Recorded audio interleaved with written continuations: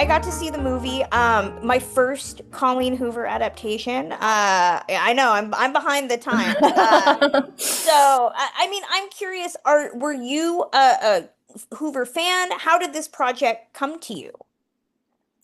Uh, no, I hadn't read any of Colleen's books when I got sent the script, but I was sent it by Lauren, her partner, and Lauren Levine, and I read the script. I thought it was wonderful. So then I read the book, and I met with Colleen and Lauren, and we talked about it and kind of hit it off. So we went from there. That's awesome. I mean, did that put pressure on you as a director when you have the author working on the script? I mean, there's so much ownership. There's an additional layer of ownership, right? And that she not only has written the source material, but is also adapting the script. How did you have a vision that you wanted when you started putting things together, and how did that jive with Lauren and Colleen's vision for the film? I think we were on the same page right from the very beginning. Yeah, of course, it could put pressure on having an author there. But I got on so well with Colleen, and she's very collaborative, very generous, very open, and super creative. So it was actually a wonderful thing, and she was there the whole time.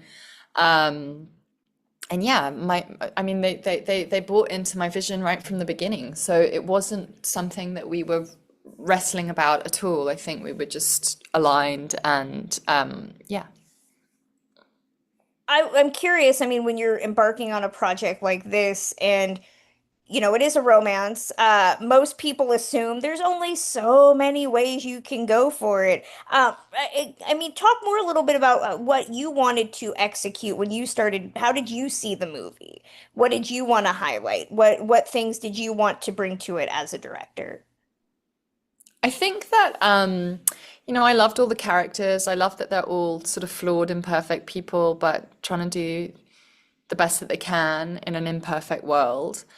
I loved how much emotion there was, how Colleen writes sort of about really difficult things, but she does it with a sense of humor and levity, and she sort of shifts between deep pain and grief to like, present wonder and things like that. And so I really wanted to make sure I could capture that tone. And I think that I wanted to create something that felt grounded and not, even though it's a big, sweeping, studio romance, that it didn't tip into something that felt saccharine, that it had really restrained performances and felt, human and elevated at the same time. So, yeah.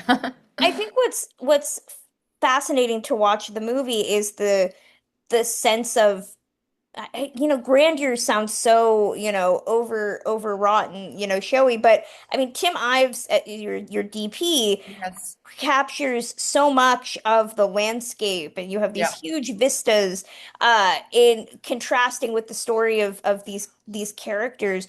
Uh, Talk a little bit about working with him and what you two wanted to bring, and using the landscape. I don't think that we talk about landscape and cinematography really when we talk about the romance genre.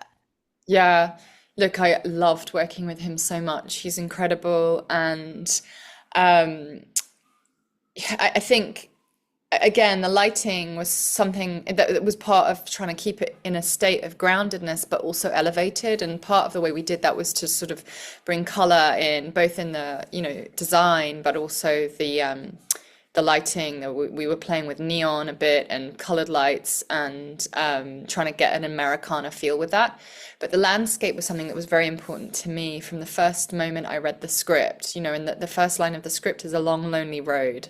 And I thought, I really feel like this needs to feel very lonely. So we need an incredibly vast landscape. And we scouted a whole bunch of different places, including Albuquerque and Winnipeg and Mississippi. But right from the start, I saw images of Alberta and in Canada, and it just looked so epic and beautiful and vast really sort of immense. When you're in that landscape, you know how small you are. And I think that was sort of what I wanted to capture for Kenna, that she's lonely and everybody's isolated in this story, even though they're all carrying something similar in their hearts. They're all carrying a grief, certainly, that is mirrored throughout the characters, but they feel alone in it. And so I think what the landscape is doing for me, or what I intended for it to do, is to begin in this place of, yeah, isolation and vastness, but become almost a sort of benevolent force in the story, and something that can hold everybody in their journey to connect with each other and themselves.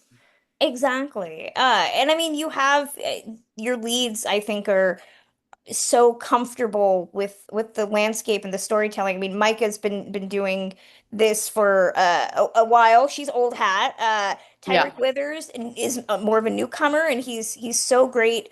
I think in a role. I kept saying, I'm like, this. He's the next Will Smith, or the next Denzel. You know, I think somebody that has that tenderness, but Yeah. also that intimidation factor. Yeah. You know, he can be a leader, but he can also be the strong, confident, romantic lead. How did you look at casting, and what were you looking for in the two leads, and how did you end up with the two that work so well here? Yeah, I mean, I'm so happy with the cast we've got. I feel like they're all perfect for the roles.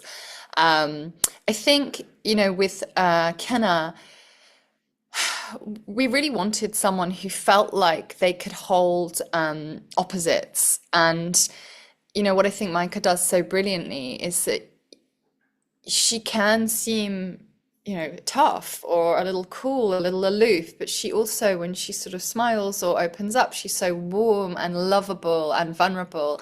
And I think, I really wanted those two things to be in Kenna.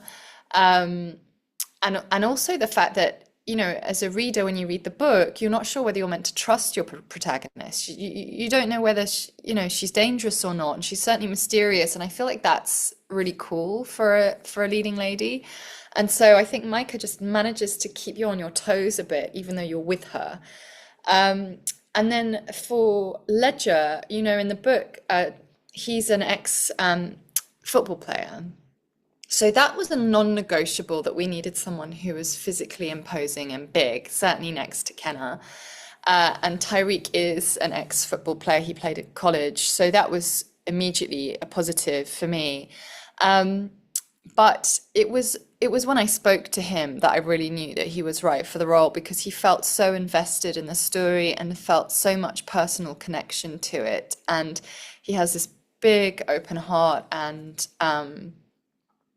yeah, was just willing to give a lot of himself to it, and it felt really like good in that sense.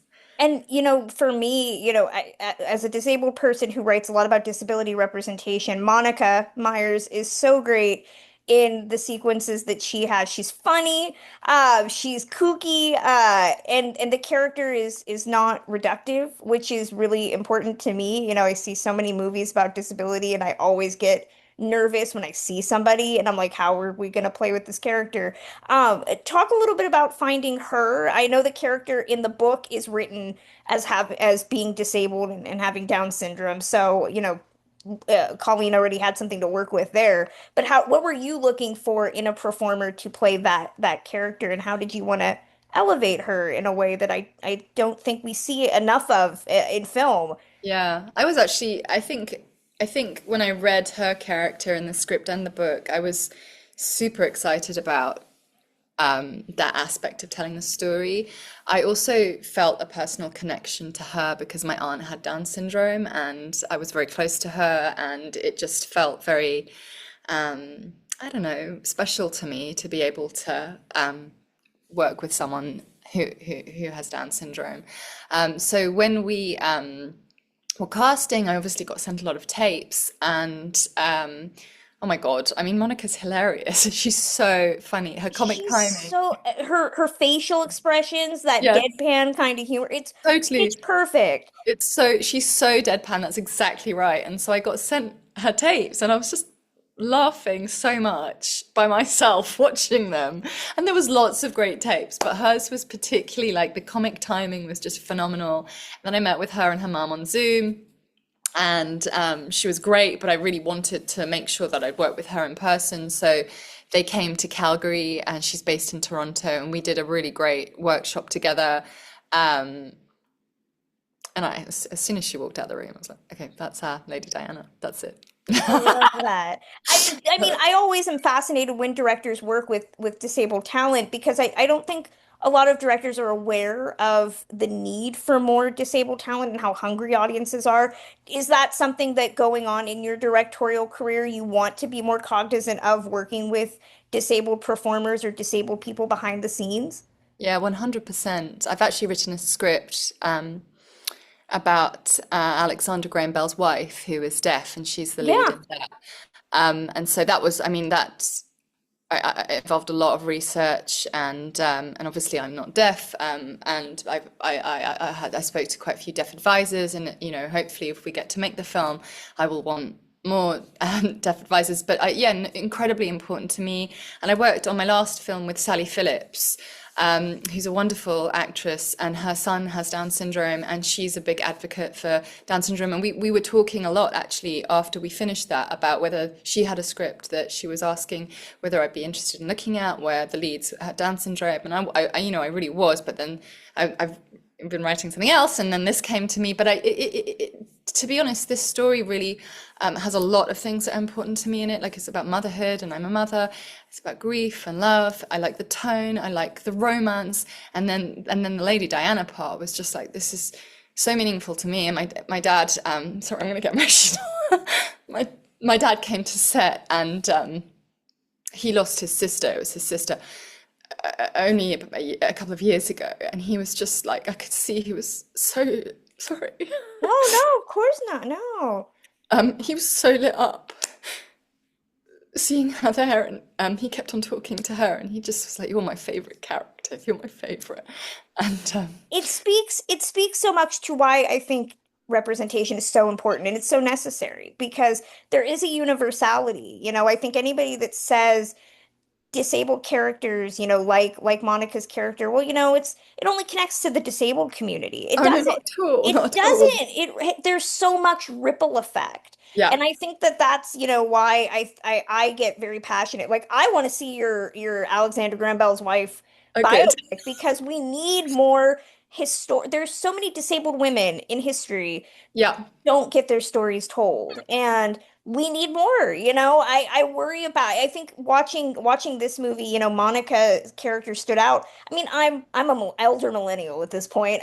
We did not have a lot of disabled role models in film, in life growing No, up, and no. I could only imagine, some young disabled girl watching this movie and being like, I feel seen, I feel represented. Like that's the great thing, So I mean, I definitely one of those where anytime a director has a character, I'm like, what are you gonna keep doing to further this? Because you've opened the door, Yeah. like we need more. Because unfortunately there's more allies than there are advocates, So we all are working in unison. So I'm glad that he was able to connect in that way because I think that it proves the point that it's not just one in four, it's everybody at that point. Yeah, of course, of course. And Yeah, obviously I felt very connected too, but it was special for me that my dad I had that. love that. I love that. I love that so much. No, no, I love that.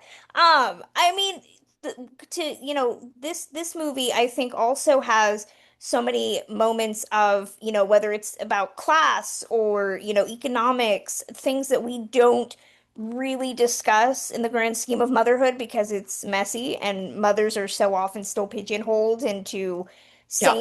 saints or the Madonna That's what my other whore. script's about. That's literally what my other script that I've written is about. Oh, I'm ready. I'm ready for this. I mean, how did you want to work with Micah? She goes on such a journey in this movie. How I noticed that in the flashbacks the light, to go back to what you were saying about lighting, the lighting often has this kind of softer, nostalgic feel. And then once we kind of start moving to the end of the story, the lighting feels more natural. I don't know if that was just me having like vision issues, or if that was an intentional kind of how did you want to track her journey stylistically with production design, with your DP, with your editor, working with all of these people? How did you want to kind of work with the style of the film? Yeah, I mean, there was a lot we were tracking with Kenna actually. So I'll start with what comes to mind first. One is her wardrobe. Um, and it does change. She doesn't have much. She's sort of got old things that she had before she went to prison, and some, a few thrifted pieces, but and obviously the Mountain Dew t-shirt, which is really iconic from the book. But she's, when we first meet her, she's got her like bomber on. This is her like hard outer shell, and she's got these big boots. And for me, those boots were like representing her grief and her like the heavy weight that she carries all the time. But by the Mother's Day scene, she's in a dress, and then finally, and not that a dress represents the feminine at all, but when she finally meets DM, there is a softness to her clothing, and for me, that was about her really stepping into the sort of mother archetype, and allowing herself to soften to the moment, and soften to the fact that she can become and give herself that right to be a mother. But then there was also a journey on her with color, specifically the color yellow. I mean, we had a pared back palette and we were very specific about palette, but yellow, I really, when I read the book, I just noticed a couple of things about that color. I sort of forensically go through the script and mark anything up around color or imagery or whatever. And what I noticed was obviously we have this song Yellow that happens in the car crash. And then there was just two moments, small moments, but she picks up a yellow scrunchie that's DM's, and she picks a yellow flower in the field when she tells Ledger about what happened to her. And I thought, okay, I want to do something with this. I'd like to chart it. And so when Scotty and Kenna first meet, that whole scene is like a wash of yellow. Um, and then she doesn't have yellow again. She's not part of her, and for me, it's representational of her relationship with Scotty, her love, and the thing she made with Scotty, which is DM. But through the film, she starts to be able to like access pieces of yellow and the scrunchie, and she has DM's favorite snow cone flavor, and it's yellow, and it leaves glitter on her lips, and she finally buys this little yellow dog for DM, and by the end she is in yellow, and when DM sits on her lap, they are again in a much more subtle way a wash of yellow. And I just felt like that was a really nice color story to be telling. And then in terms of the the lighting, sorry, this is a very long answer this No, question. I love all the technical stuff. So, I mean, we don't talk about this enough in general. So it was more lenses that we used in the flashbacks. So we used three. One was just blowing out the light, so it did create a more sort of hazy effect. The other was to use these rainbow lenses in the sort of happier memories of the flashbacks. So that was obviously when Kenna and Scotty first meet, and then when they're at the lake together before the crash. And then I also used that lens, or with Tim, we decided to use that lens in the final scene when Kenna meets DM, and it creates a lovely, like, very natural, because it's in camera, rainbow effect when it catches the light, and it just felt like a nice, non-tricksy way to bring kind of like some magic to those scenes. And then we also had these fantastic ghost lenses that created like a triple effect of Kenna when she steps out of the crash, and she's concussed and she's a bit high and very confused.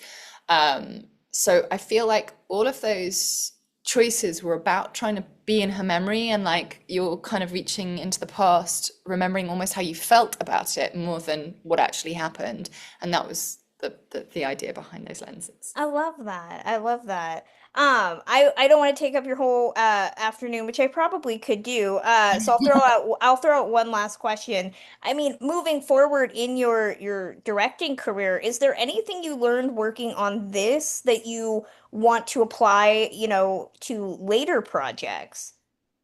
I mean, I learned a lot. I always learn a lot because each thing I do is, a step up for me and challenging in its own way. I what did I learn? So much. It's like going to film school 100 times over.